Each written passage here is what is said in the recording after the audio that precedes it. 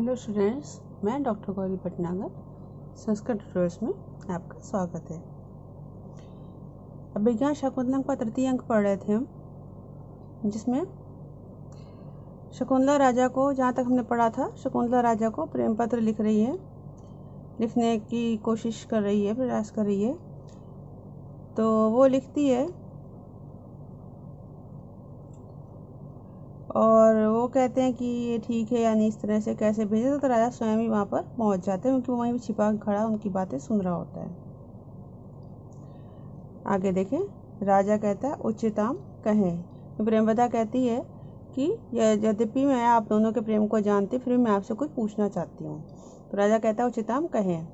वक्षितम अनुक्तम अनुतापम जनयति, क्योंकि वक्षितम कहने के लिए इच्छित, अनुक्तम ना कहे जाने पर अनुतापम जनयति पश्चाताप उत्पन्न करता है। प्रेमवदा कहती है एवं नौ सखी, ये हम दोनों की सखी, त्वम एव उद्देश्य, तुम्हें ही लक्ष्य करके, भगवता मदनेन इदवस्थानांतरम नीता, भगवान कामदेव के द्वारा इस अवस्था में पहुंचाई गई है। तदर्हस्य अभ्युपत्या तस्या जीवितम अवलंबितुम। तो कहते इसलिए अब अनुग्रह के द्वारा, रस अनुग्रह के द्वारा, उपत्या अनुग्रह के द्वारा, तस्या जीवितम अवलंबितम, उसको सहारा देना तुम्हारे लिए अर्हस्य उचित है। शकुंतला प्रेमवदा को देखकर कहती है हला सखी अलम अंतपुर विहार परुसुख से राजर्षि उपरुद्धेन। कहती है हे सखी,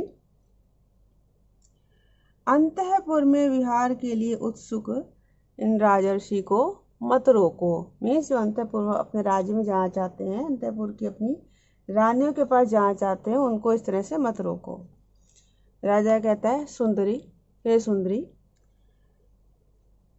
इदम अनन्य परायणम अन्यथा हृदय सन्निहिते हृदयमम, यदि समर्थ्य से मदिरेक्षिणे मदन बाण हतोस्मि हता पुनः। कहता है यहाँ से लेंगे हृदय सन्निहिते, हे हृदय में स्थित, अनन्य परायणम मम हृदयम, किसी अन्य से प्रेम ना रखने वाले, मम हृदय मेरे हृदय को, यदि अगर अन्यथा समर्थ्य से, यदि अन्यथा समझती हो, विपरीत समझती हो, तो मदिरेक्षिण, है मद भरे नेत्रों वाली, सुंदर नेत्रों वाली, मदन बाण हता पुनः हता अस्मि, कामदेव के बाणों से मारा गया मैं, फिर से मारा गया हूँ। मतलब वो कहना चाहता है कि तुम ही मेरे हृदय में स्थित हो, एकमात्र तुम ही मेरे हृदय में रहती हो, तुम्हारे अलावा मेरा मन किसी के प्रति भी आसक्त नहीं है, तुमसे ही मैं प्रेम करता हूँ। अगर तुम इसके विपरीत समझती हो कि मैं तुम्हारे प्रति आसक्त नहीं हूँ, अगर तुम ऐसा समझती हो, तो फिर मैं पहले ही कामदेव के बाणों से पीड़ित हूँ, पहले ही मैं इस तरह से कामदेव के द्वारा पीड़ित किया गया हूँ, और तुम्हारी इन बातों से मैं फिर से पीड़ा पहुंचाया जा रहा हूँ। हृदय सन्निहित, हे हृदय में स्थित, अनन्य परायणम, किसी अन्य के प्रति प्रेम न रखने वाले, मम हृदय मेरे हृदय को, यदि अन्यथा समर्थ से, यदि विपरीत समझती हो, अर्थात गलत समझती हो, तो मदिरेक्षिणे मदभरे नेत्रों वाली, सुंदर नेत्रों वाली शकुंतला, मदन बाणा हता, कामदेव के बाणों से मारा गया मैं, पुनः हतास्मि, फिर से मारा गया हूँ, अर्थात कामदेव के बाणों से पीड़ित होने के बाद भी मैं पुनः पीड़ा को प्राप्त हुआ हूँ।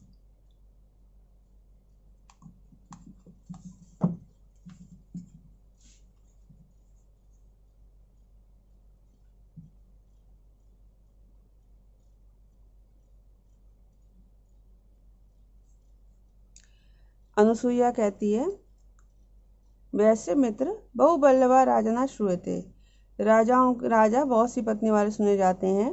तो यथा नो प्रिय सखी बंधु जन शोचनीय न भवती तथा निर्वाह, तो जिस प्रकार से हमारी ये हम दोनों की प्रिय सखी बंधुजनों के प्रति चिंता योग्य ना हो ऐसा निर्वाह करना, इस तरह व्यवहार करना। राजा कहता भद्रे, हे भद्रे कल्याणी, परिग्रह बहुत्वे अपि दृढ़ प्रतिष्ठा कुलसिना समुद्वसा चोरवी सखी चाव्यो, कि पत्नियों की बहुलता होने पर, अनेक पत्नियां होने पर भी हमारे वंश की कुल की 2 ही प्रतिष्ठा हैं, समुद्र संचार समुद्र रूपी वस्त्र वाली पृथ्वी, युव्योयम सखीचा, और ये तुम दोनों की प्रिय सखी। मतलब वो कहता है कि यद्यपि हमारी बहुत सी पत्नियां हैं, लेकिन हमारे वंश की कुल की 2 ही प्रतिष्ठा रहेंगी, एक तो समुद्र तक फैली हुई पृथ्वी का शासन, दूसरी तुम्हारी है प्रिय सखी शकुंतला। तो कहता पत्नियों की बहुलता होने पर भी हमारे कुल की 2 ही प्रतिष्ठा होंगी, समुद्र वसना चारवी, समुद्र तक फैली समुद्री वस्त्र वाली पृथ्वी, सखी चावी, और तुम दोनों की यह सखी शकुंतला। उभय दोनों कहते निवृत्ते स्व, हम दोनों संतुष्ट हुई। अनसुईया बहिविलों के बाहर की ओर देखकर कहती है प्रियंवदे, एष मृगपोतका इतः ततो दत्त दृष्टि नूनम मात्रम प्रभृष्टाम अनुष्यति। यह हिरण का बच्चा इधर उधर दृष्टि डालता हुआ निश्चित रूप से खोई हुई माता को ढूंढ रहा है। तत्संयोजयामि तावदिनम, तो इससे मिला देती हूँ। उत्तिष्ठति, उठ जाती है। प्रियंवदा कहती है ननु चपला खलु एषा, यह बड़ा ही चंचल है।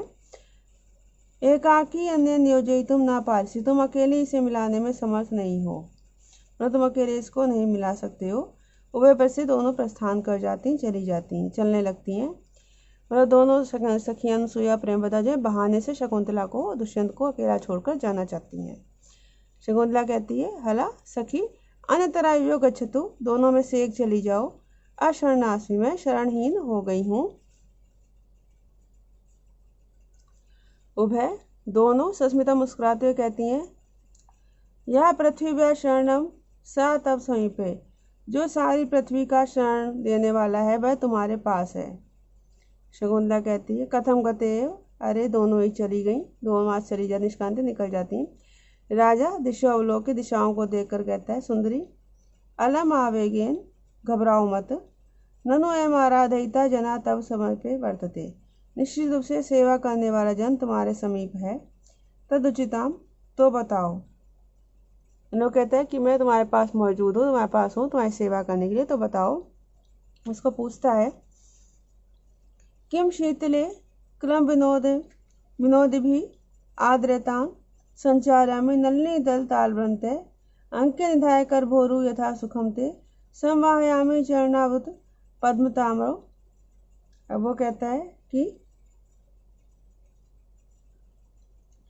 किम शीतले क्लम विनोदी भी, क्या शीतले शीतल और क्लम विनोदी थकावट को दूर करने वाले, नलिनी दल तालवृंत कमलनी के पत्तों के पंखों से, आर्द्र वातान ठंडी ठंडी हवा करूं, आर्द्रवातान संचार्यामी ठंडी हवा करूं,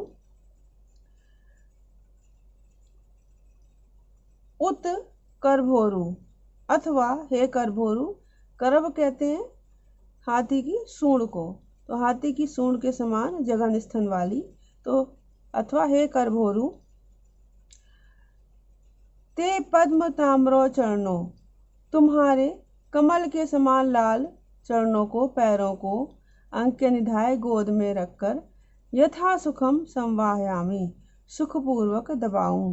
मतलब वो कहता है कि किसी प्रकार से उसको प्रसन्न करना चाहता है, सुख देना चाहता है, तो चाहे उसको सोचता है कि तुम्हारा पंखा झलूं, पंखा करूं या उसके पैर दबाऊं, क्या करूं, वो दक्षिण निवेदन करता है। मतलब पूर्ण प्रेमी रूप में उसको जो है वो सुख देना चाहता है।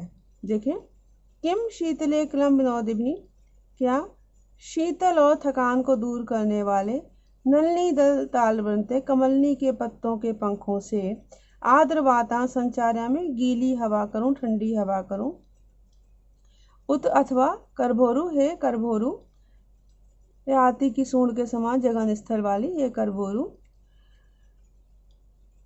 ते तुम्हारे पद्म ताम्रो चरणों, कमल के समान लाल चरणों को, पैरों को अंके निधाए गोद में रखकर, यथा सुखम संवाहयामी, सुखपूर्वक दबाऊं। शकुंतला कहती है न मान्येषु आत्मान अपराधिष्यामि, आदरणीय जन के प्रति अपने को अपराधी नहीं बनाऊंगी। लोग कहती मैं आपसे इस प्रकार सेवा नहीं करवा सकती। अवस्था सदृशम उत्थाय प्रस्थिता, अवस्था के समान उठकर जाना चाहते। अवस्था के समान क्यों कहा है? क्योंकि उसकी अवस्था ठीक नहीं है तो धीरे धीरे उठकर जाना चाहती है। राजा जो है अवष्टम्भ रोक कर कहता है सुंदरी अपरिनिर्वाणो दिवसा, भी दिन पूरा व्यतीत नहीं हुआ है। एवं चाहते शरीर अवस्था, और तुम्हारे शरीर की ऐसी अवस्था है। उत्सृज्य कुसुम शयनम नलिनी दल कल्पित स्तनावरणे, कथम आत्मे गमिष्यसि परिबाधा पेलवे अंगे। वो कहता है हे नलिनी दल कल्पित स्तनावरणे, कमलनी के पत्तों को वक्षस्थल का आवरण बनाने वाली, कुसुम शयनम उत्सर्ज, फूलों की शैया को छोड़कर, परिबाधा पेलवे अंगे, बाधा से युक्त कोमल अंगों से, आतपे कथम गमिष्यसि, धूप में कैसे जाओगी। मतलब वो रोक के कहता है कि तुम अभी पीड़ित हो, छाया में तुम यहाँ पर आराम से लेटी हो, तो बाहर बहुत अधिक धूप है तो तुम्हारा अभी जाना वहाँ पर बाहर ठीक नहीं है।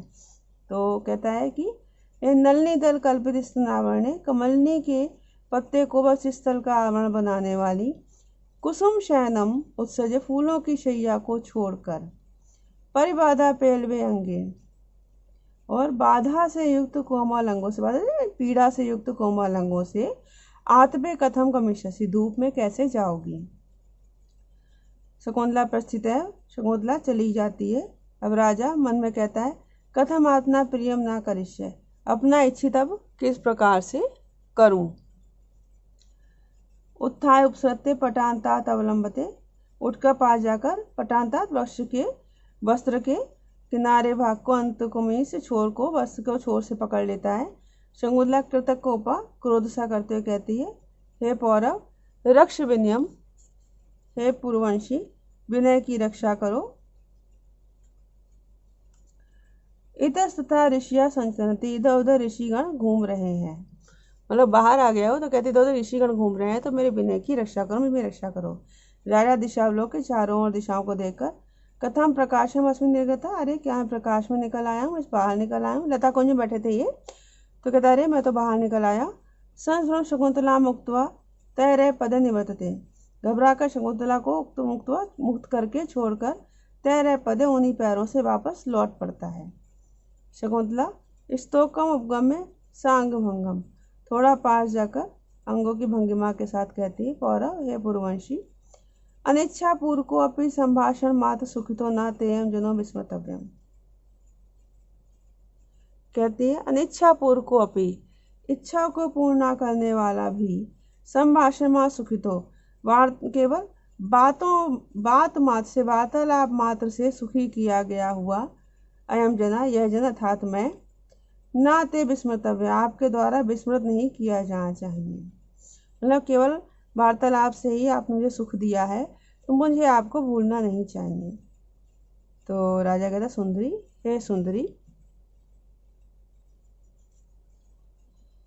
तम दूरम अपि गच्छन्ति हृदयम न जहासी में, दिनावसान छाये पूर्व मूलम वनस्पते। कहते हैं दूरम गच्छन्ति अपि, दूर जाती हुई भी तुम, मैं हृदय ना जहासी, मेरे हृदय को वैसे ही नहीं छोड़ रही हो जैसे, वनस्पते पूर्व मूलम दिनावसान छाये ना जहासी, जैसे कि वनस्पति पेड़ की पूर्व मूलम, पेड़ के मूल के पूर्व में अग्रभाग को, दिनावसान छाया, सायंकालीन छाया नहीं छोड़ती।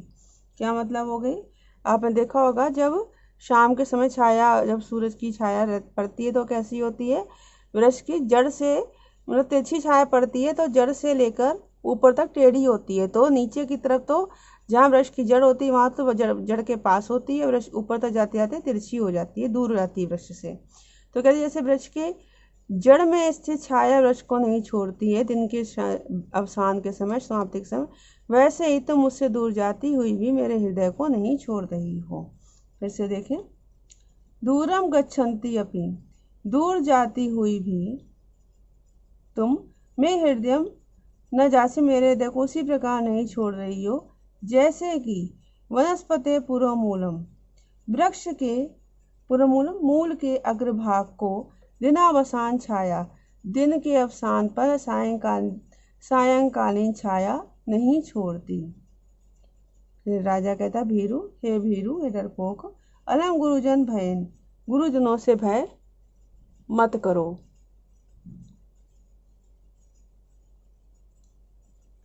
दृष्ट्वा ते विदित धर्मा तत्र भवान अत्र दोषम करिष्यति कुलपति।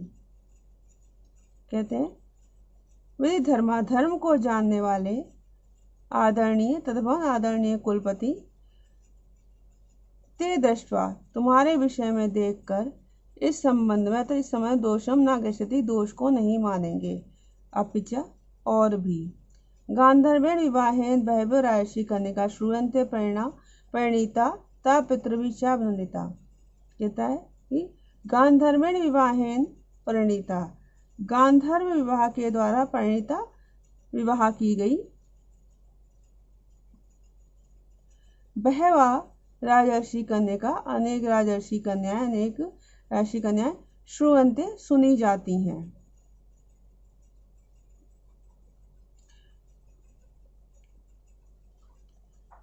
ताचा और वे पितृ भी अभिनंदिता, और वे पिताओं के द्वारा अभिनंदित भी की गई हैं, हुई हैं। फिर से देखें एक बार, गांधर्वेण विवाहेन, गांधर्व विवाह के द्वारा परिणीता विवाह की गई, बहव राजर्षि कन्या का श्रूयन्ते, बहुत सी राजर्षि कन्याएं सुनी जाती हैं। ताचा और वे पितृभिमता, पिताओं के द्वारा अभिनंदित भी हुई हैं। इस प्रकार से राजा उसको संतुष्ट करना चाहता है कि हम जो कर रहे हैं वो गलत नहीं है। तो इस वीडियो में इतना ही। साथ बने रहने के लिए धन्यवाद।